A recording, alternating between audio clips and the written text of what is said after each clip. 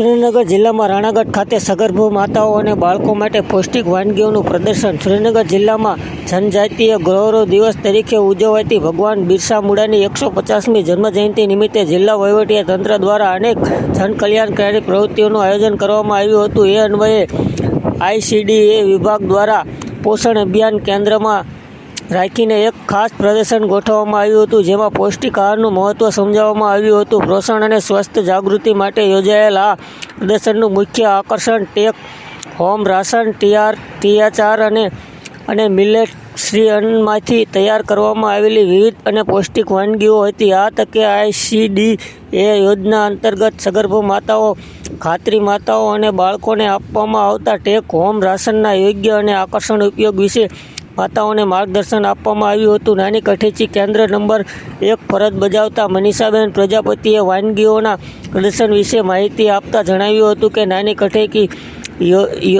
સેજામાંથી અમે બધા બહેનોએ આ વાનગીઓ બનાવી છે, જેમાં અડધી વાનગી THRમાંથી અને અડધી વાનગી મિલેટ્સમાંથી બનાવવામાં આવી છે. તેઓએ વાનગીઓની વિગતો આપતા કહ્યું કે THR પૂર્ણ શક્તિ, માતૃશક્તિ અને બાળ શક્તિમાંથી મુઠિયા, પુડલા, શીરો, વેજ ટિક્કી, તલ, સિંગના લાડુ, ઉત્પન્ન, ફરસીપુરી, પૂરણપોળી, સુખડી, બીટના શક્કરપારા અને ગુલાબજાંબુ જેવી વાનગીઓ બનાવવામાં આવી છે. મિલેટરી અન્નના મહત્ત્વને દર્શાવવા માટે બાજરી, જુવાર, રાગી, સામો અને રાજગરામાંથી વાનગીઓ તૈયાર કરાઈ હતી, જેમાં બાજરીનો વધારે રોટલો, મસાલા રોટલો, બાજરીની વઘારેલી ઘૂઘરી, જુવારની ખીચડી, સમાન ઢોકળા, જુવારનો રોટલો અને રાગીનો શીરો જેવી અનેક સ્વાદિષ્ટ અને પૌષ્ટિક વાનગીઓનો સમાવેશ કરવામાં આવ્યો છે.